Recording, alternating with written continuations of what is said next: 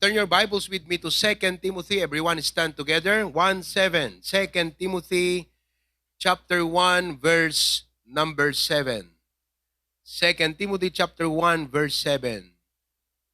Okay? Let's read all together. 2 Timothy chapter 1 verse 7. The Bible says, "For God hath not given us the spirit of fear, but of power and of love and of a sound mind." Last Sunday afternoon, our first lesson was about the will of God. Now, I want you to bear in mind that this Sunday morning, the series tayo kat Build, Build, Build. And our current series is building what? Come on everybody, building a strong faith. So lesson 2 tayo bigat about building a strong faith. Every Sunday afternoon, our series is about Christian issues or issues in the Christian life. Alam ko, dito mahilig ang marami dahil sa salitang issue pa lang, magaling na ang karamihan. Di ba? Sabihin mo sa katabi mo, kumusta ka naman? Di ba? Ayun, mahilig tayo sa issue.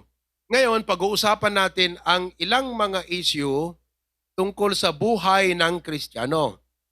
So our topic last Sunday was how to know the will of God. How to discover the will of God.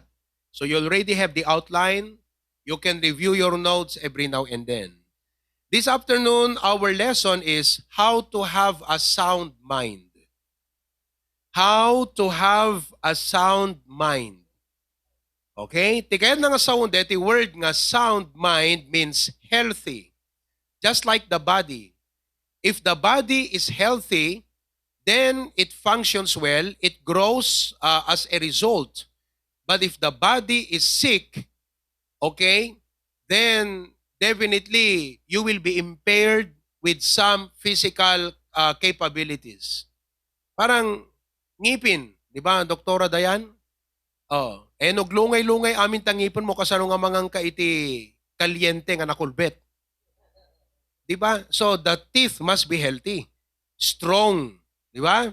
Same with the mind. Kung merong pinakamahalaga sa ating buhay, yung ating mind. Let's pray. Heavenly Father, bless us this afternoon. I pray nga dating a lesson would greatly impact our lives and that we will from this point on magiging mindful na kami sa aming mind. We'll be mindful of our mind. We will mind what we should have in mind.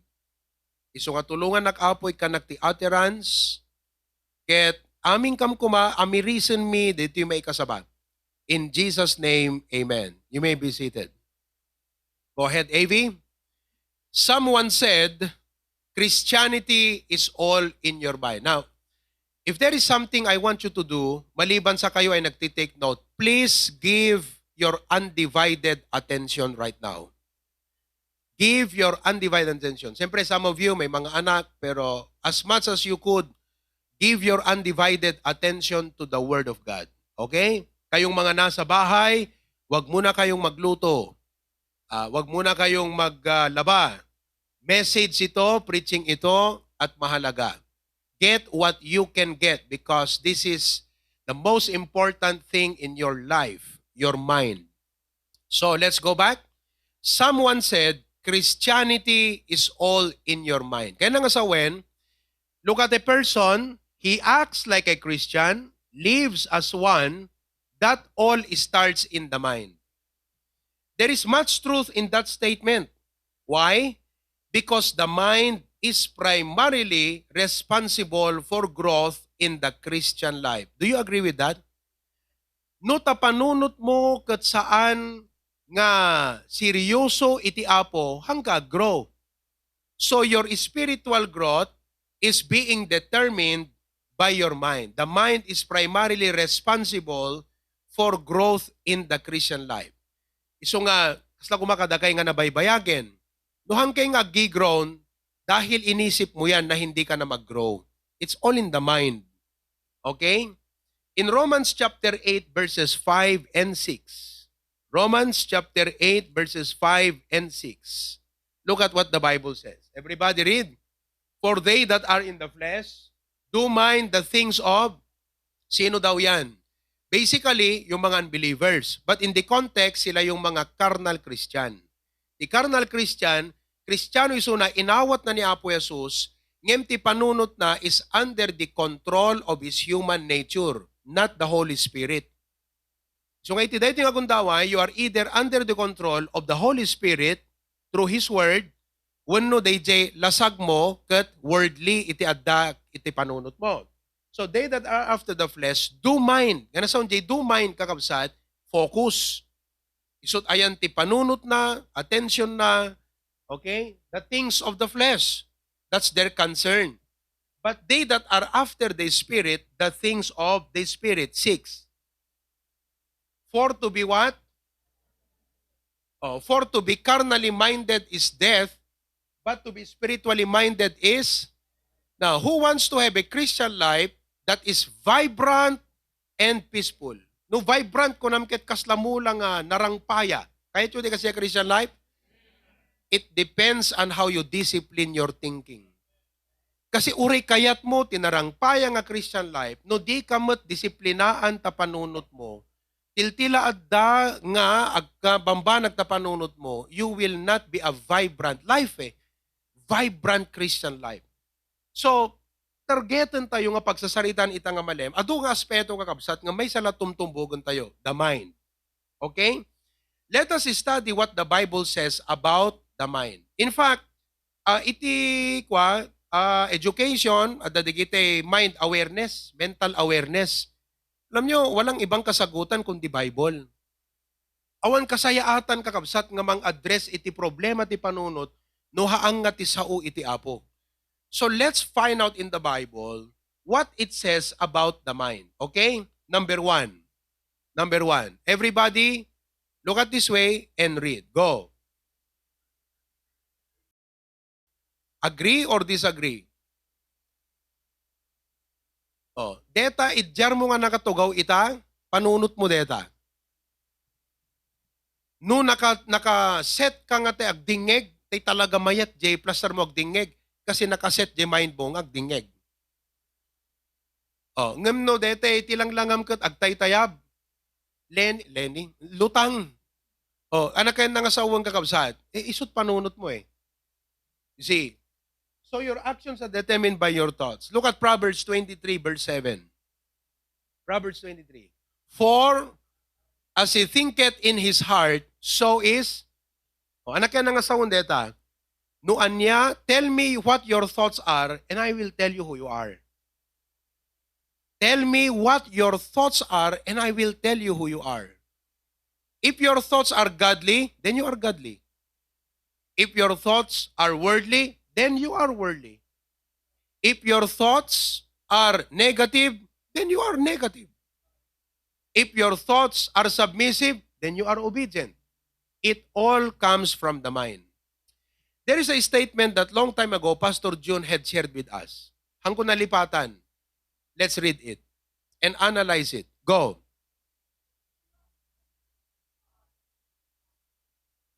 Can you explain that?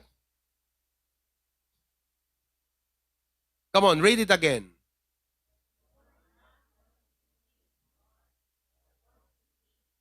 Do you know what destroys men? Do you know what destroys your esteem, your sense of worth and everything? Because of what you think about yourself. Actually, you are not what you think you are. But what you think you are. Again, ulitom lang. Who can explain that? Maminsan Mampay, go. You are not, but kung anong akala mo sa sarili mo, hindi ikaw yon. Sa totoo lang, hindi ikaw yon. Pagka minsan meron tayong unfair or wrong concept about ourselves. Di ba? We try to project something in the mind about ourselves that we are not truly that kind of person. So, you are not what you think you are. But what you think you are, what does that mean? You are your thoughts. Ibig sabihin, parang ganito, parang yung kasabihan, you are what you eat. Kung anong kinakain mo, kaya ka ganyan. At yan ka kung anong kinakain mo. Oh. Kung mahilig ka sa matamis, the record will show, the laboratory will show. Mahilig ka sa dinakdakan, sa internal organs ng mga baboy, mahilig ka sa papaitan, the laboratory will show. You are what you eat. So ibig sabihin, your thoughts, whether you are thinking about what you're thinking or you are not thinking about what you are thinking, but you don't realize that whatever are your thoughts, that's you. So ibig sabihin, kung gusto mo pala na baguhin ang sarili mo, baguhin mo yung isip mo. Kung gusto mo palang i-improve ang sarili mo, i-improve mo ang isip mo. Kung ayaw mo nang baguhin ang sarili mo, huwag mo nang baguhin ang isip mo. At huwag kang mag-abala na isipin about sino ako, ano ako. No, you are not what you think you are. But you are what you think. Naawatan nyo, Absat, simple lang. Kaya alam nyo, tignan nyo nakarinig na ako ng mga seminars about how to get rich, about business. Alam nyo laging sinasabi? Poverty is not a condition. It's a mentality.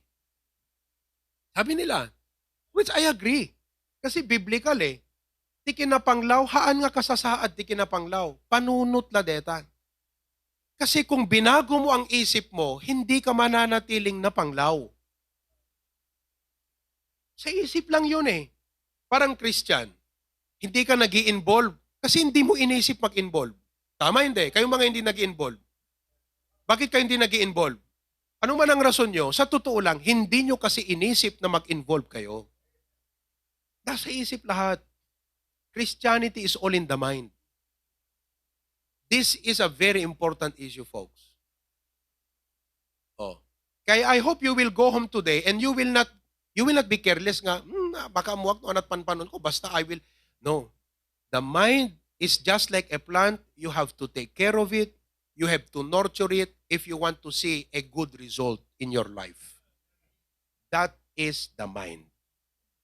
So kung merong dapat ikaso natin, our thoughts. Oh, baka ngayon nyo lang na-realize na ganun pala, na dapat pala, hindi mo pwedeng sabihin na wala akong magagawa, naisip ko yun. Hindi, kundi dapat talaga disiplinahin natin ang ating pag-iisip. Because your actions are determined by your thoughts. Now, let me give you a deeper thing. God is very interested in our thoughts. Bakit? Makikita natin sa Bible. Ibig sabihin, God is interested with your thoughts because thoughts produce actions. Oh, tingnan nyo kung gaano ka-serious to. Kung iniisip nyo, serious ba talaga ang Diyos? Talagang He's interested with everything that goes in my mind. Oh yes. Bakit? Alam nyo ba, bakit nagkaroon ng flood? Yung Noah's flood. Sino makakasagot? Apay nga dinusa ni Apo Diyos ti lubong iti dakkel nga layos. Huh? Are you there? Do you remember your Bibles? Why did God destroy the world with a flood? Let's look at Genesis 6:5. Oh, Genesis 6:5. Okay? Genesis chapter 6 verse 5. Read. And God saw that the wickedness of men was great in the earth, and that every of the thoughts of his heart was what? Yan ang rason na sinira niya ang mundo. Anong rason? The imagination of the thoughts of his heart was only evil continually. Alam mo kung bakit ikaw masisira ka? Because of your thinking. Your thoughts. At alam nyo, especially kadagay nga young people, nagpindas deti ko na ni Sir Francis Bacon. Ag-jump kayo mga kadetoy. Sir Francis Bacon. Masarap to. Okay. Sir Francis Bacon, basahan tayo. Sir Francis Bacon was asked what he thought the outlook was for the next. Anong tut mapasama ka, digiti anak tayo.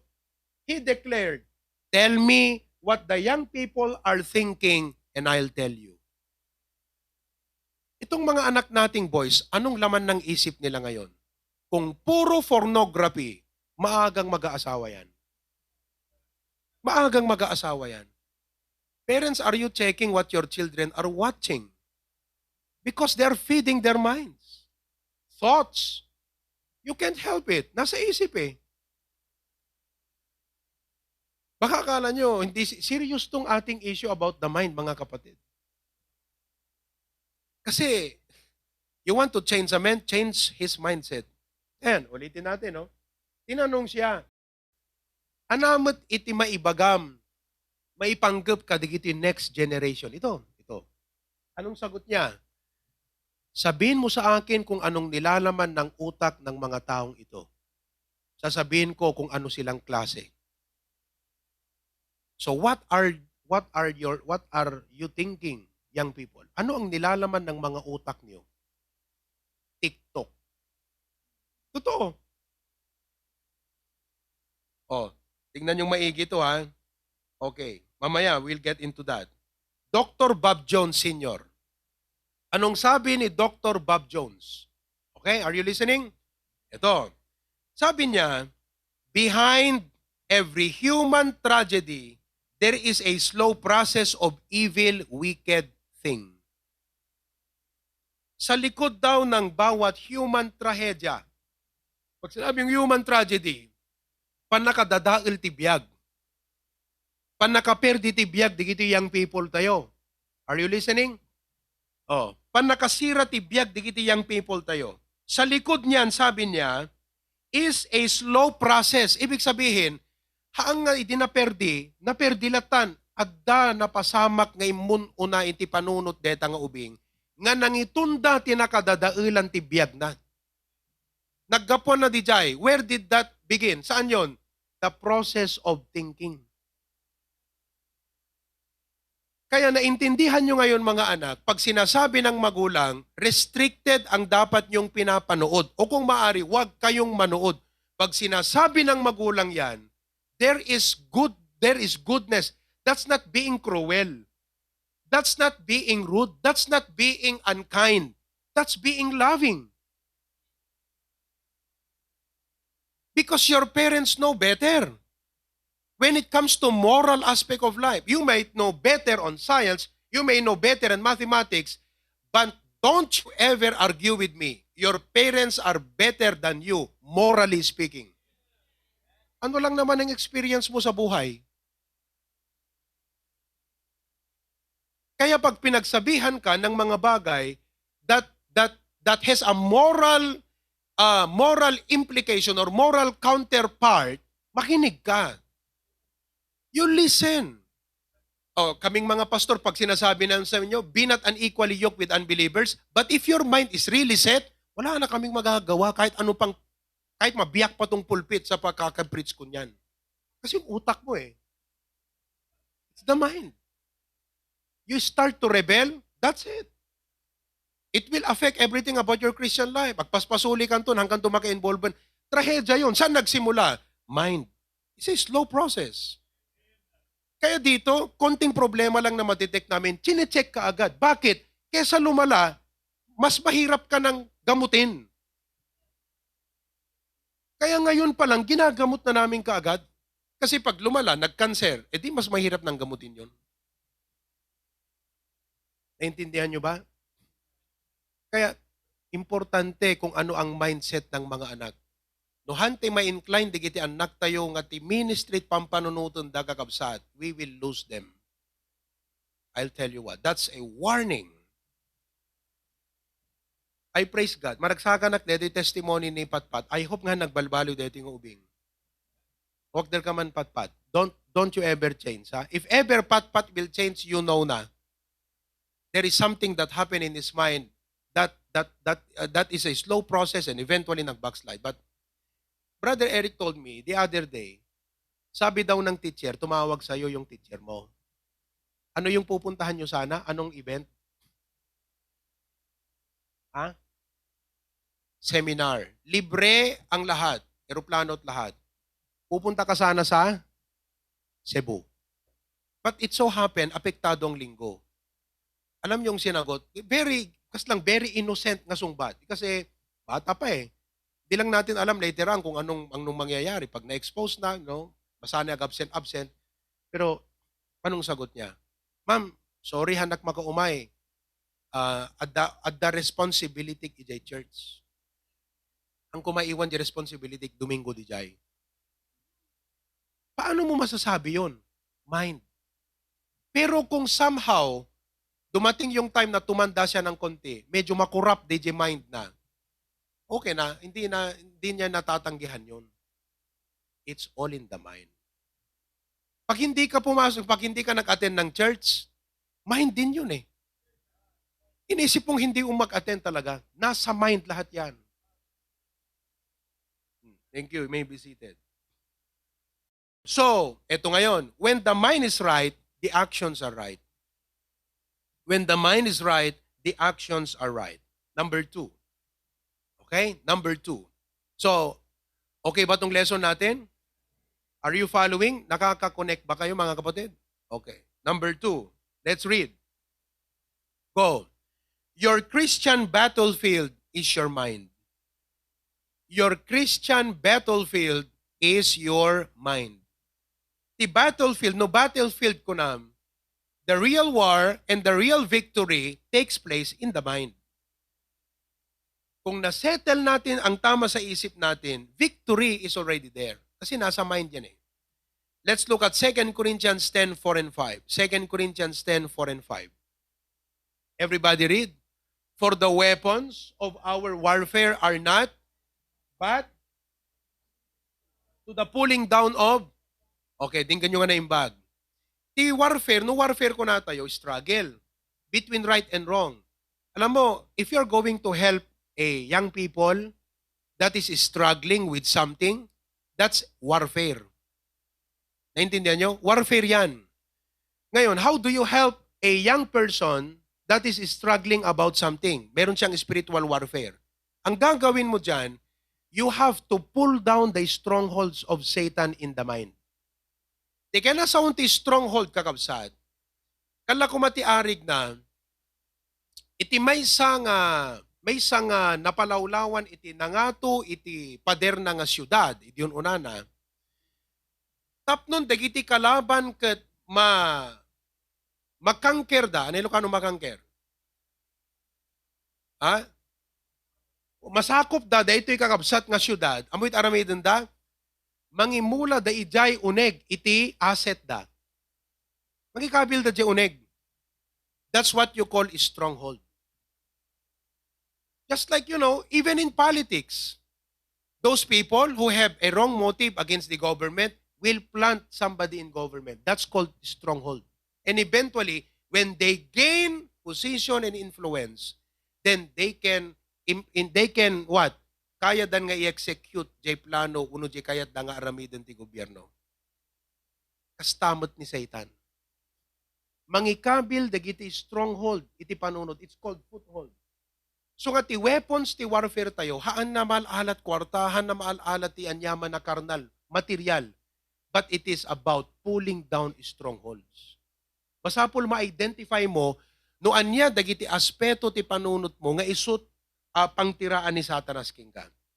For example, one of the devil's stronghold in the mind is idleness. You probably have heard an idle mind is the devil's workshop. Ano ka na sa unde, tagakabsat? Paggugusto ni Satanas, iti panunot nga idle. And do you know, the impact of social media today, it makes you idle. Honestly, social media will make you idle. Ibig sabihin di idle, no idle, you are not doing what you are supposed to be doing. Idle ka na eh.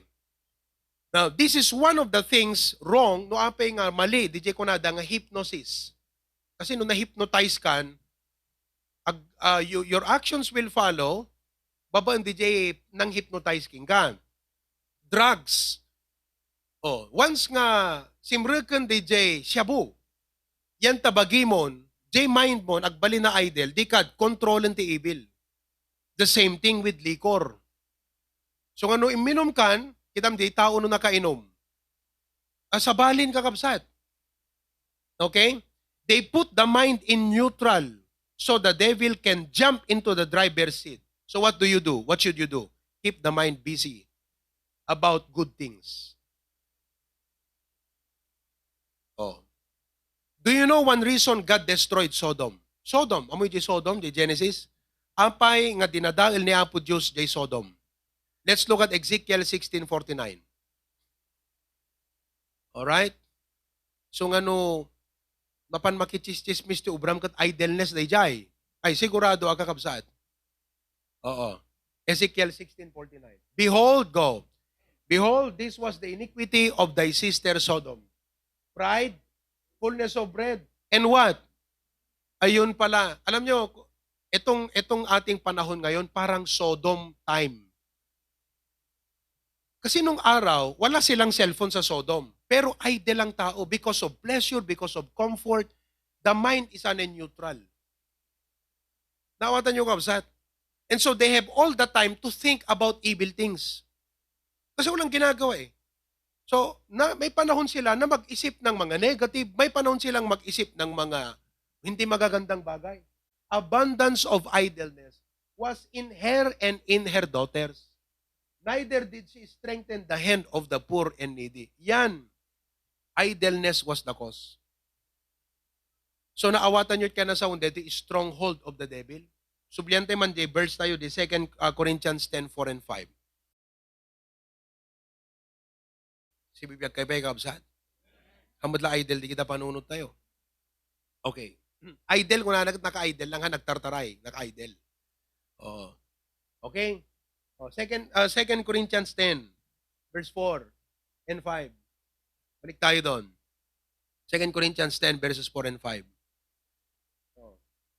For the weapons of our warfare are not carnal, but mighty through God to the pulling down of strongholds. Pastor, anang arod iti mang puksa, di gito nga stronghold ni Satanas ti pampanunod ko. You know, what is the antidote to that? The Word of God. Okay? Verse number 5. Casting down, anat aramidem ka, di kita agtartaray ta panunot mo. Iwagsak mo. Kasla deti, adadimket king ka nga deti, igges nga green, ngagkadjek-kadjek, kasla kikit ti kadakkel na ti tabeng. Abi no, damakita mga igges agkadjek-kadjek, wow, gunam. No di ka, oh! Ha? Baka no, dapat adamay, gamam nga kutsilyo kat matagbat mo pa, di ba? Pira. Ibig sabihin, kailangan ma-realize mo nga, di gito ikat madi nga pampanunot, kat masapo lang maiwagsak. And every high thing that exalted against itself against the knowledge of God. Anyaman nga kasla, mariknam kan ma-realize mo nga mangyad adayuking ka kini Apo Diyos. Oo, anaramidam, bringing into captivity. Take control, take charge. Oo, kalati arig na no soldado kat dete ipin down mo nga na makakuti. Di kita nga panunot into captivity. Every thought to the what? Oh. So no mapampanunot mo ti masad so dut umay makigimong. Correct that. Madi deto. Laziness is a stronghold of the devil. Naiintindihan nyo yan? Okay? Now, number 3. Okay? May katlo. The mind must be renewed. Ano, Jim, muna nga nakita tayo? Read, number 1. Oh. Number 2. Number 3. The mind must be what? Romans 12:2. Romans 12:2. But be not conformed to this world.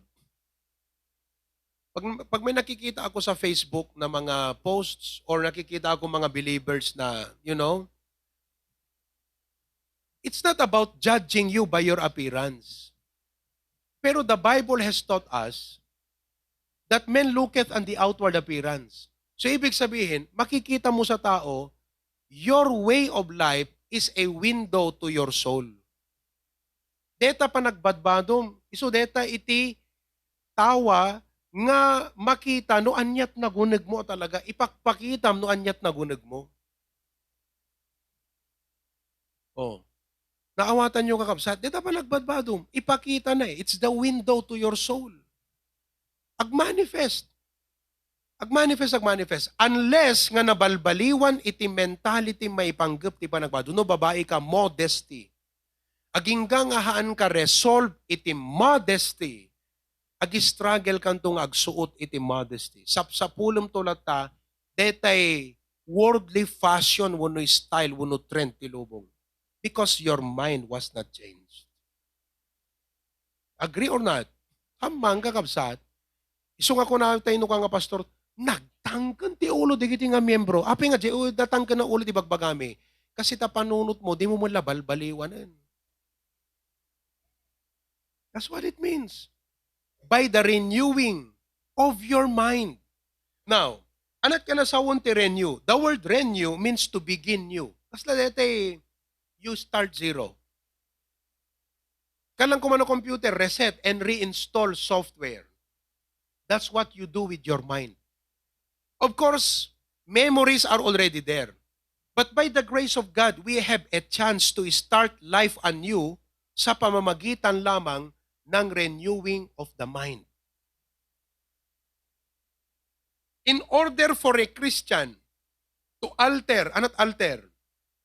Tay baliwan, in order for a Christian to alter his behavior, his thinking must first be changed. Kaya alam nyo, parents, pag kinakausap natin ang ating mga anak, talaga, you are mindful. Unless I change the mind of my son, I cannot change his actions. Totoo yun. Sa isip talaga yan lahat, mga kapatid. Renewing the mind is an inward change. Anat inward? Uneg.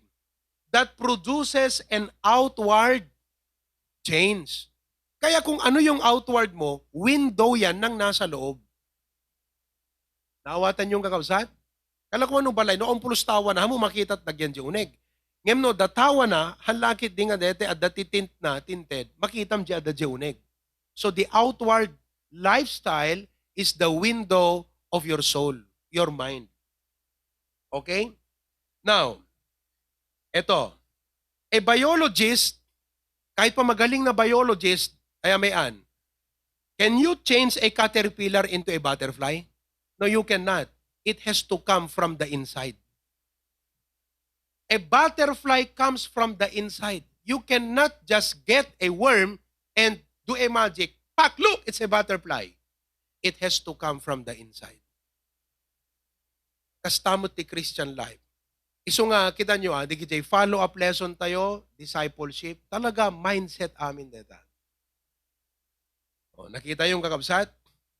Sound, healthy, and godly mind is a result, itong napakaganda. Basahin natin. Sound, healthy, and godly mind is a result when we think what God wants us to think. Kaya't nga sa pag panurayom ti Apo yan tapanunot mo. In short, pag panurayom iti Apo kadagiti pampanunot mo.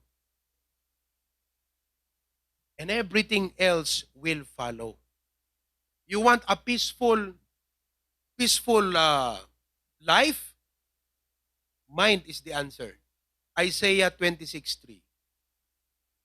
Isaiah 26. Everybody read, go. Thou wilt keep him in perfect peace, whose is because, so deta ti lesson tayo bigat about faith. Uray adut parikot problema, no ti panunot mo, kat dete kasi pampanunutom di problem, then suddenly, kunam apo, deti man saom iti pagpokosat. You see what happens? You will have a peaceful life. That's the promise of the Bible. Philippians 4:8. Philippians 4:8. Everybody read. Finally, Whatsoever things are, ayun, kahit ano, kung maaari, wag na wag mong i-entertain sa mind mo ang mga walang katotohanan o hindi sang-ayon sa Biblia. Ayan, hindi mo na may iwasan yan sa Facebook, pero when you realize this is not in line with the scriptures, never entertain it. Whatsoever things are honest, whatsoever things are just, whatsoever things are pure, whatsoever things are lovely. Do you know what that means? You take care of your mind just like you are wearing a white shirt. Yung kataltalon nga, naka-long sleeve, kat puraw ka lang, long sleeve ni Brother Enan. Agad, nung mapangkat special okasyon, nakapuraw ka agad, talaga permi pananganad mo ah. Hangga di, kasjay ka no iti dapat nga panangistriktum tapanunot mo. The goal of this lesson is to give you awareness about the mind and to encourage you to discipline your thinking. Disiplinaam tapan nagpampanunot mo. You cannot let your mind go unrestrained. Kasla taubing, mabalin mo kadlat nga palubusan yan takalsada no di talaga tinglem. Kastamot ti panunot kakabsat, masapol nga matingil ta panunot. Kat pagpanurayom iti apo ita panunot mo. Anyaman ta pampanunutom ita, pagpanurayom lata ti apo. Are you there? Maka-amen ang kakabsat, sa Biblia kay Pai. Okay, ito. The mind sometimes is like a toilet. Ano toilet? Ah? To keep it clean, it needs constant what? Ano mapasamak ta toilet no nakadut imbis mo, di mo tala ma-flashen? Oo, kakabsat, permi nga nagsangir nga tataangot nan. To keep it clean, it needs constant flushing with what? Now, in a day, anat ado nga pampanunutom? Godly or ungodly? Sa isang araw, sa buong araw, anat mas ado nga pampanunutom? Na Diyosan na bambanag, wano hanga na Diyosan na bambanag. Heavenly things, wano earthly things. Spiritual things, wano worldly things. Anat ado nga pampanunutom? Do you want to flush and keep your mind clean? Flush it with godly thoughts. Much prayer. So ako na ta Bible, watch and pray. Why? That's for the good of the mind. Much scripture. That's why we gave you that board paper so you memorize. Why memorize? Register those verses in the mind.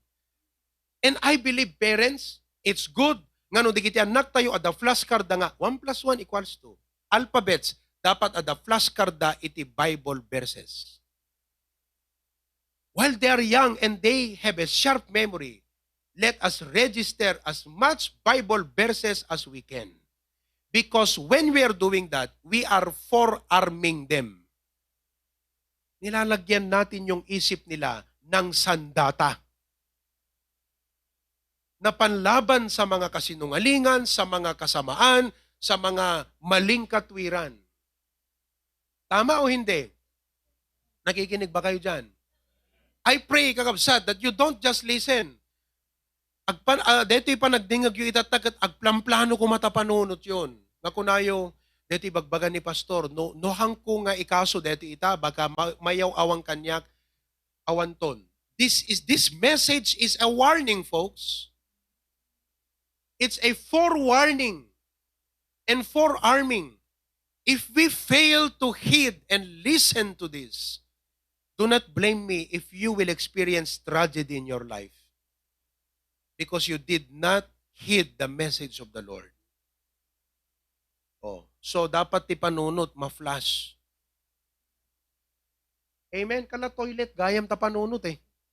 Tapno na dalos kailangan na ma-flash sa kanayon kakabsat. At ana nga rod. Nakad-adumat latat sumrag ngamin. Di ka di-flash mo kanayon na. Gusto mo saan? Lastly, ito ngayon, number 4. Maganda tong number 4. Guard your mind through the eye and ear gates. Guard your mind.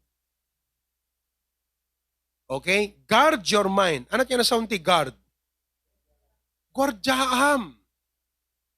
Gwargwardyaan nyo tapanunot yu, no hanyo gwargwardyaan. No hanyo gwargwardyaan dati, it manipot ita, gwardyaam tapanunot mo. So nga, if you have unguarded thoughts nga makuna, no unguarded thoughts, kaya nasa di kita panunot nga, they just pop up and you don't check them, kasla kuma, may isa nga ba nagtibagi, at the signs and kakabsat nga something is wrong, but you don't check it, you don't want a check-up or laboratory, huwag ka magugulat, isang araw, manakruod kalatan. Pero bago na nakruod yung isang tao, may nangyayari na sa loob niya. Parang yung yung kasama, yung katulong yung si Casey, yung aking sister-in-law, meron silang kasambahay.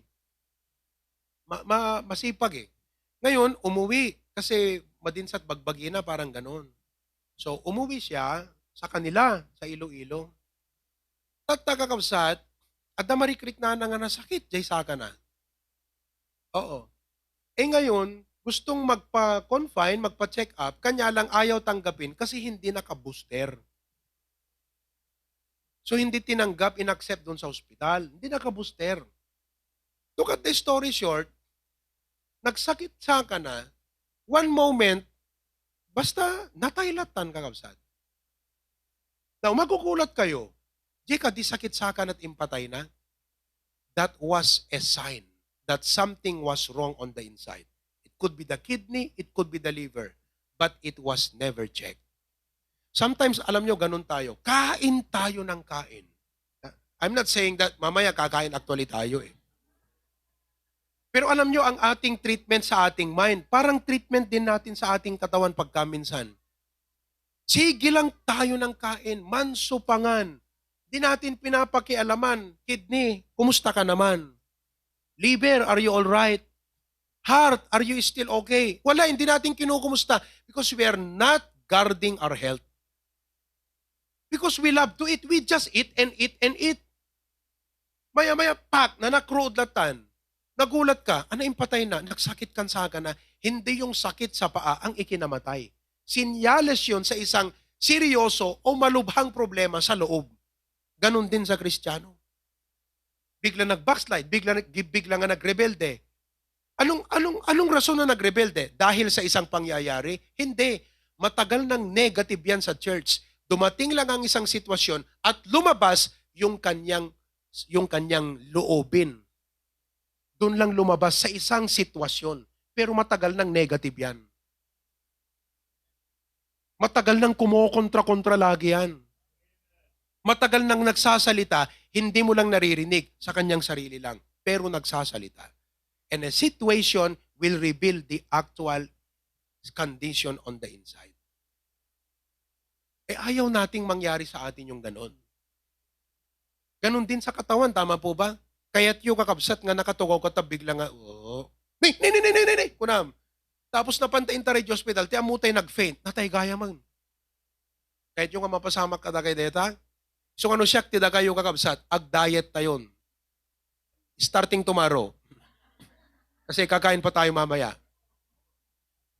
Pero ito isang tip lang. Meron po akong ginawa. Kasi isang araw, isang morning, nagda-diet na actually ako eh. Less carbohydrate ako ngayon. Kasi nakita lumukbuak manan eh. Permi manan. Meron akong, habang nagde-devotion ako, I talk with God about my health. Sabi ko, Lord, tell me, how many more years in projection would you like to give me more to serve you? Yan tanong ko eh. Teach me to number my days, di ba? So I can apply myself to wisdom. And then suddenly in my mind, if the Lord will give me 30 more years, I want 30 years healthy, strong body to serve God. Kasi di last week kakabsat, kung nakin meses ko, mahal ko, ipayat ko, dito sa nasakit mo, dituyang ko dito na anat na ganun, di palay-palay. Arthritis, detang ko na ganyak. Paunay na ko, ubingak pa lang, arthritis, timaray nga sigod, di panunod ko, mapanag-gout, detuyang ko na akong kakabsat. Ang amuyot gout, kung nagtibagik, it's high time. Pero kanina, hindi pa diet kanina. Sino yung naglibre sa amin. Oh, but I prayed. Amoy tinta di apo kanyak nga wisdom ti diet, renew. Kasapulan nyo dito renew. Surat nyo, kabsat. Baka ano hanga di mind, iti makatulong kada kay nga message. Baka dito nga outline di makatulong kada kayo. Renew. R, rest. How do you treat your body? R, rest. Pagka minsan lutang tayo, kulang sa tulog. Pagka minsan, mahina yung ating mga internal organs, kulang sa tulog. Iba naman yung tulog ng tulog. Letter E, exercise. Letter E, exercise. Oh. Anong ibig sabihin nun? Hindi once a week, dapat every day. Dapat every day. Kada kayo nga opisina, after 10 minutes, tumakdar kayo, basit agwat-wat nga, exercise na bagbagyo tapno, exercise. Letter N, nourishment. Or nutrition if you like, but for me, it's nourishment. No nourishment ko nam ngamin, hanga dete, you eat what you want, but you eat what nourishes you. You don't eat for pleasure, you eat for health. Ikabilyo ikabilyo AB. Nourishment. Letter E, emotional management. Emotional management. Did you know that what destroys health sometimes is stress? You don't know how to handle the stressors. And that's emotional damage. Pag hindi mo alam i-handle ang mga stress at stressor sa buhay mo, then you don't know how to handle your emotions. It is detrimental to your health. And letter W, water. Da nakita yung kastang outlinean? Outline nga about nutrition, how to take care of your body, pero may kulang. Ito, kompleto. Tignan nyo Ayan wrong spelling pa yung nourishment. Okay? Anong kailangan natin? Rest. Rest. Kalaitat tayo kakabsat, simangput kami, inaramit ko deti outline, sako in read up. So nga ti makariing ako, po kalete, brand new, di panunod ko. See? Rest. Okay. E, exercise. Agwat-wat ka. And nourishment. E, emotional management. So, pag may problema ka, amom dapat nga kunam, I don't let my problem take control of me. I must be able to take control of the problem by your grace. Amen? Letter W, water. Inom kayo ng tubig. Manipod, itay simangpod kayo. Sino't iminom danuman? So papatay ngayon kada dumang kakabsaan. Ano mapasamak tadaganuhan na mapadpadanuman?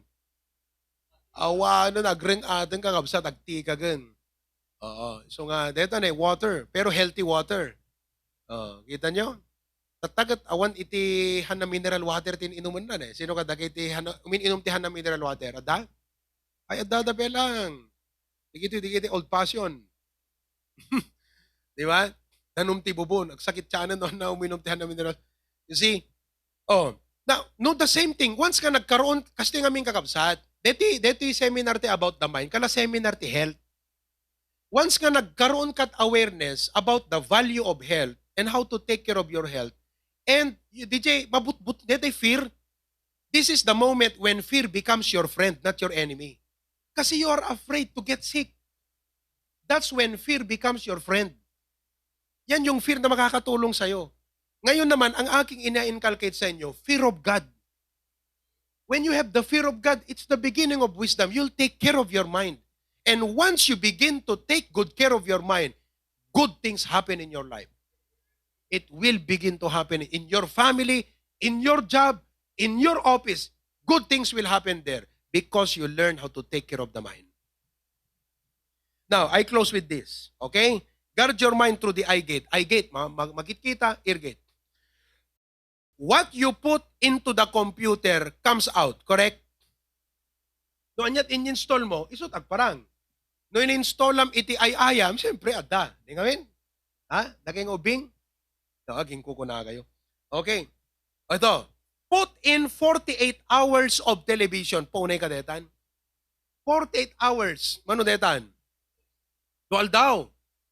Of television or watching a week, and you will have someone who will act, talk, think like television personalities. Come on. Tama yan. Yung language, yung style, yung response mo sa problema, actually, kasla copycat, kaping kopyang-kopya sa napanood. Totoo yun. Totoo. Kopyang-kopya galing sa panood. Tignan mo, kung babad na babad ka sa kapapanood kay Vice Ganda, magmamanifest sa language mo yun. Sa way of life mo. Oh. Kaya maya-maya, sasabihin nila, ang style niya parang Chris Aquino ah. Bakit? Ay, yung English niya eh. Oh, parang ala Vice Ganda tong dating niya. See? Why? Because eye gate, ear gate manipulates the mind.